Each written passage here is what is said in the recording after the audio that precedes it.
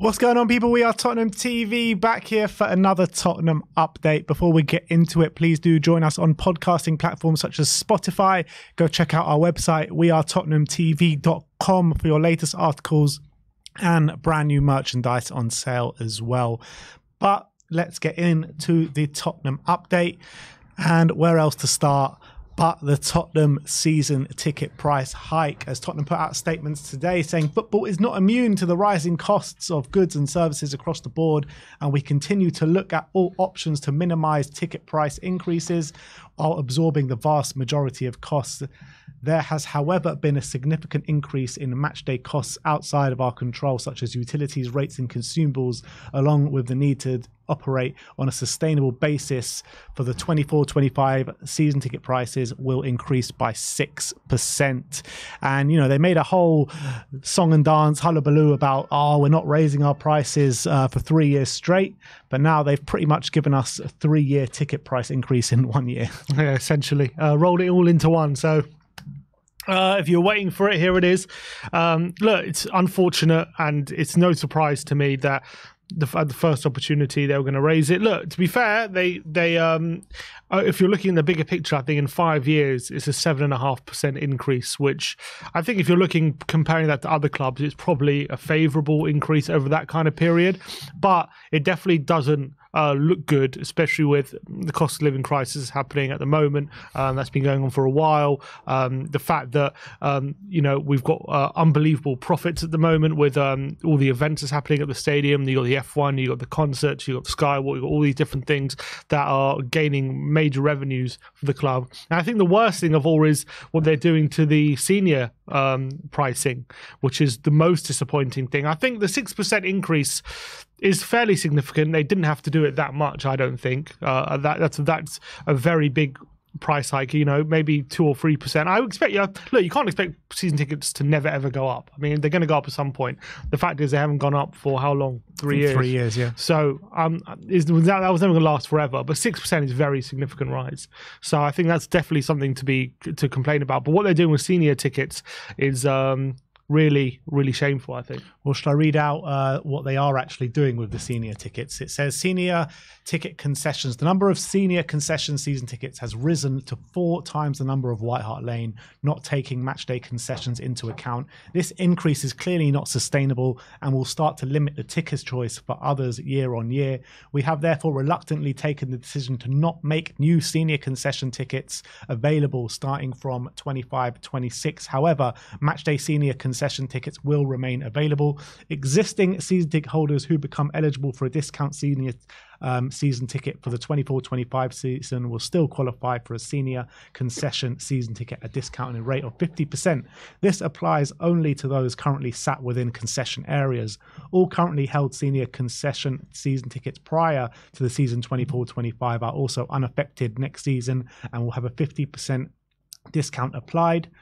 All senior concession season tickets can then be phased to a 45% discount in season 25-26, to a 40% discount in 26-27, 35% discount in 27-28, and a 30% discount in 28-29, and then a 25% discount in 29-30, bringing it in line with the matchday senior concessions and young adults. Junior concessions senior tickets will remain at season tickets, will remain at 50%. The allocation of the senior concession matchday tickets will have a 25% discount applied from 25-26 in line with young adults. Matchday junior concessions will continue to be discounted by 50%. From season 25-26, the qualifying age for a senior concession will come in line with the state pension age, which is 66 years old, and will rise in line with future changes.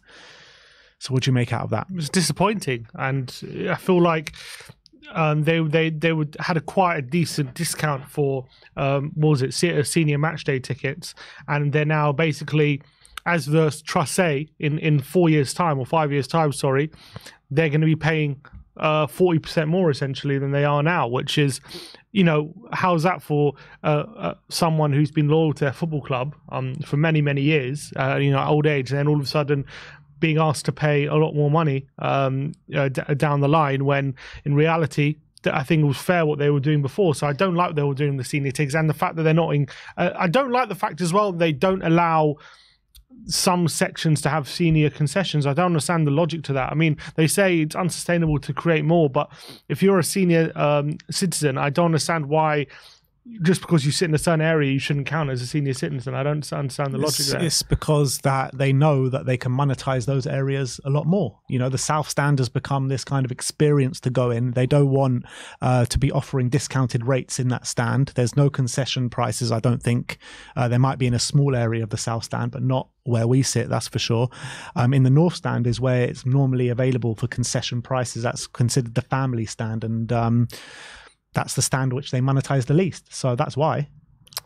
It's just very frustrating with so much goodwill the club has garnered this season with, you know, how we're playing on the pitch, the management, some of the signings we've made and all that kind of stuff. And look, the direction we're going in, the sporting direction, the club is going in the right direction, and they have to kind of undercut it with an announcement which basically they know is going to cause a lot of anger. But then, let's be honest, they don't really care. They're going to hide the prices, people are going to pay it, and there's going to be a bit of anger and a bit of disappointment, and people will move on, and they know that. So it's disheartening, but I don't know what else to say. Yeah, they're taking advantage of loyalty of the fans once and for all and over again. It happens time and time again. And when you're looking at the increases, yes, there has been an increase for 3 years, but with those prices, we're still paying the highest prices in the Premier League, or very close to, you know. And not only that, I thought it was really disgusting the way they changed the categories of the games as well. Like, they removed a lot of the Category C games, made them into Category B. And to sit where we sit, which is not exactly the most expensive part of the stadium in the South Stand, you have to pay the best part of £70 to go and see a Crystal Palace at home. You know? Nottingham Forest at home. Nottingham Forest at home. Like, there's only about 3 Category C games now, which is ridiculous. Like, how can the majority of games be Category B? Like, these games, a lot of those Category B games should be Category C, like they were before, like they definitely were in the old stadium. And there should be some competitive rates at some point. And there's no competitive rates for any game anymore. Yeah, and they're literally just trying to eke every last pound out of the fan base as they can. And obviously, we know that's what they're geared towards, and that's what's been one of the major complaints from the fan base for a long time. And beforehand, they weren't putting the football matters at the forefront, and now a lot of fans are giving them a lot of leeway due to the fact that, you know, things were changing on the pitch. But with all these different facets to gain money, why do they have to continue to get every last penny out of the fans as well? You're making revenue from so many different places. There's no need to maximize your profits by like 1 or 2% just to eke out a little bit more from the fan base, where it makes a lot of difference to a lot of match-going fans to pay this extra money. So it's really, really disappointing. And with the senior prices, they're basically telling the senior fans that if you're old enough, you can afford it. That's pretty much what they're saying. Like, there's no kind of leeway of saying, oh, if you're retired, you're not earning money anymore. No, but you're still going to pay the extortionate prices. It's a bit ridiculous. But in terms of my thoughts of if it's right to inflate the prices, I mean, I don't mind a small increase. I think, you know, you should expect that year on, year out. But having said that, I think that a 6% is way too much in one season. Do you think it would have been more easily accepted if they did it like 1.5% each year? Probably. I mean, 6% is a really big increase considering the prices we pay already. So you're going, you know, they're adding, you know, maybe £100 or so to your price. So that is quite significant for a lot of match-going fans out there. But also, what I would say is that if with that 6% increase, if we do go on and challenge for a league title next season, win a cup, make us proud to support this club, would it really matter? To a lot of fans, no, but to a lot of fans, it will still matter. Yeah. I mean, the worst thing for me is the way they've categorized the games. Like, I just don't understand that whatsoever. It makes no sense. They always know how to get us downbeat, don't they? The board. Every time it's going too well, they put out an announcement and lose exactly. Well. And the whole Levy out movement and everything like that has quietened down a lot this season, and this is only gonna rile some people up again. Add fuel to the fire, as they say. But let's move on from ticket prices. Let us know your thoughts on it in the comment section below. Mickey van der Ven gave an interview to Opus Sport. I think it came out today, and I've just taken out a few quotes from it. We'll start off with him talking about life at Tottenham, and he says, "I'm really enjoying it. Premier League is the highest level you can play as a player. It is the best league, and when I heard Spurs' interest in the summer, I felt like it was I was dreaming a bit, because at the top because a top team in the Premier League wants to sign you. I have really enjoyed playing here. I think the stadium is the best in the country. I really enjoy playing there every time. Every time it's full, and every time the fans push us to reach the heights, the adrenaline always takes you." And it's great to hear those kind of comments, isn't it? Yeah, and coming from a decent club at Wolfsburg, obviously it's always going to be a bit of a step up coming to a club like Tottenham, but he's been absolutely brilliant. The fans have taken to him from day one, and I'm sure he's felt that. We sing his name now in the stadium, and it's a big fan favourite. Yeah, he's a massive fan favourite, so I'm glad to see he acknowledges it. He's talking about him playing alongside Cuti Romero as well. And he says, "For me, Romero is world class. How you see him on the pitch, he's a real leader. Sometimes, of course, people see that he's a bit aggressive, but he's a top player on the ball and without the ball. I can promise you this guy is not scared of anyone." Yeah, people are scared of him, though. People are scared of him, I assure you. Even in training, I reckon his teammates are scared of him. Maddison is for sure. Yeah, you don't want to get clattered in by Romero. So Romero is one of those guys you want him on your side no matter what, and he's one of those guys where if he's on your, he's a bit of a bastard, but if he's on your team, you're better off for it. And I think Mickey van der Ven can show that. And obviously, I think he's been great this season by and large. I know he's had a few incidences where he got sent off or whatnot, but I think he's developed a great partnership together, Romero and van der Ven, and I think they love each other a lot. They've grown close very, very quickly. And Romero's probably just absolutely relieved he's finally got a good partner next to him, because he's been so long. The levels between him and Dyer are just unbelievable. And Sanchez and even Davis, and the rest of them, exactly. Do you reckon that term that Jose Mourinho used all those years ago does Romero fall in line with that? The term that Mourinho? Yeah, probably. I would say so. He's got some comments on Vicario as well, and he says he's a top-class keeper. He's a hard-working player every day in the gym, after training, before training, hard work to make the best out of his career. As a person, he's also a top guy. You can speak with him about anything on the pitch or off the pitch. As a defender, it's really nice to know that Vic is in goal. And I think us as fans appreciate him as well a lot. And it's interesting because they've obviously joined at the same time. They've obviously, maybe that's made them appreciate each other a lot more, and they've obviously formed such a great backline. Obviously, we do concede probably too many chances, but I do think the backline in general has been performing at a very high standard. I think a lot of the time the system is what is making us concede the chances, not necessarily how these kind of players are performing. And I think Vic and van der Ven have a great partnership together, and I like how they've both stepped into the team and just taken authority of it straight away, and not played within themselves, and they've got no worry about ordering people around and all that kind of stuff. And obviously Vic and van der Ven have to work a lot with each other, because Vic's obviously covering a lot, and then Vicario is obviously charging out his goal, and Vic's and van der Ven's the one covering and sweeping up, and so there's got to be a lot of communication between those two specifically. So it's really great, that partnership. Yeah, and finally, he's got some comments on Ange Postecoglou, and he says, "I really like the way he thinks about football. It's really clear. He just wants us to play, and he gives us the trust that as a team we can do it." And of course, sometimes you have some trainers who tell you that you have to play, but when you make a mistake, they will scream at you or be like, "What are you doing?" But even now, when we keep playing out the back, it makes, and if you make a mistake, he wants us to try again and again, and he gives us the trust that we can do that.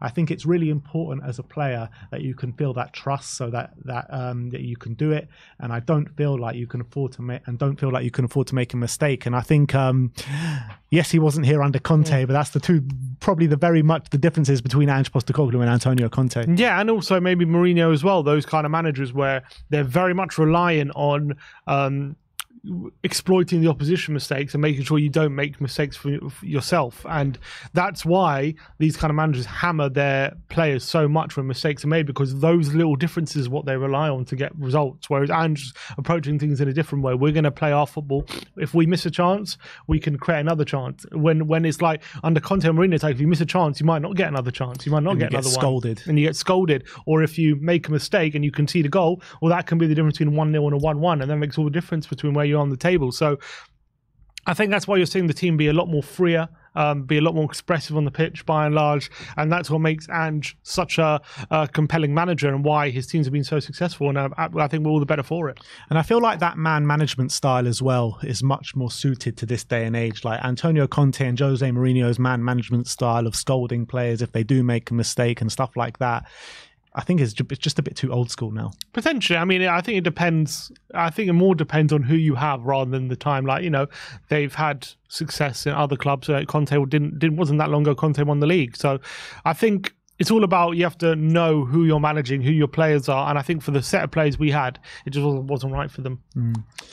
Let's talk about pre-season now, as Alistair Gold says that Spurs could potentially play a pre-season friendly in Scotland ahead of their 3-game Asia tour this summer.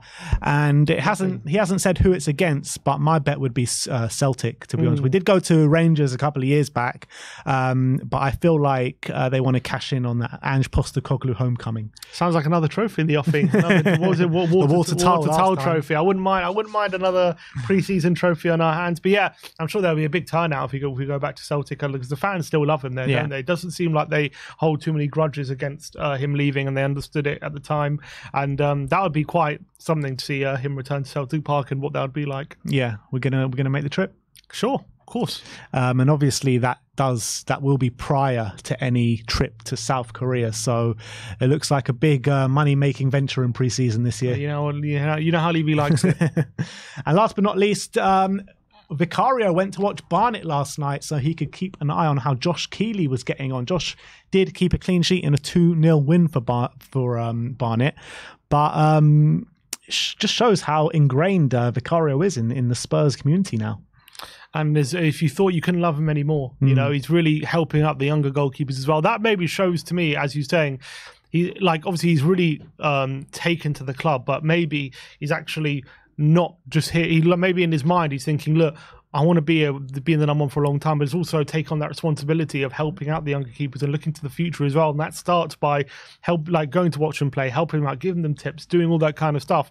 And even though we think of him as a fairly young keeper, obviously at 27 now, he's one of the older members of the squad at age-wise. So maybe he feels that kind of responsibility to be helping the younger players. And that's lovely to see that he's going over and watching Josh Keeley play. And I'm sure that'll mean a lot to him, because, you know, not many keepers would do that in the Premier League, to go and watch the younger players. So that's really, really great to hear, and it just shows the character of Vicario, which we heard a lot about in the summer. You know, we heard he took in a Ukrainian refugee in the war, and that just shows like the kind of character Vicario is and why he's loved by the squad. In terms of Josh Keeley, though, what do you think happens next season? Because I don't think that we retain Fraser Forster for next season. Do we dip into the market for a backup keeper? Does Brandon Austin get an upgrade? Or does Josh Keeley be our backup keeper next season? Whatever happens, I think we're going to want that backup keeper to be homegrown. So that makes maybe Josh Keeley have a chance. But what I would say is, at 21, we probably want to give him more loan deals, because it's very important for a goalkeeper to be playing and getting that experience, especially that age, so that when he gets to mid-20s, he's more ready to play. I don't know if how many keepers have we had recently who've just, been sat at third choice for a while and not really had many loan spells. Brandon Austin and Alfie Whiteman. Alfie Whiteman's had a couple of loan spells out to Sweden and stuff like that. But... So I think Keeley, the more loan spells, better. I reckon we'll go and dip into the market and try and get like a free transfer or something, someone who's cheap, and or something like Forster. I wouldn't be surprised if we do keep Forster on, to be honest. Just depends how bad this injury actually is. But we'll see in terms of that. But one last thing, Spurs do play Arsenal in the under-21s this weekend, Friday night, 7 o'clock kickoff at Boreham Wood. We're going to be actually making the trip down to Boreham Wood to watch them. So I'm very excited for that, and to see a North London derby under the lights for the under-21s. And hopefully we carry on that run and we absolutely batter those Gooners. It'll be great. Is it an away game then? It's an away game, It's an away game. All right, going to the Lions Den. Love it. But that is it from us from the Tottenham Update. Thank you, everyone, for joining us today. Like, subscribe, and comment. And as always, come on.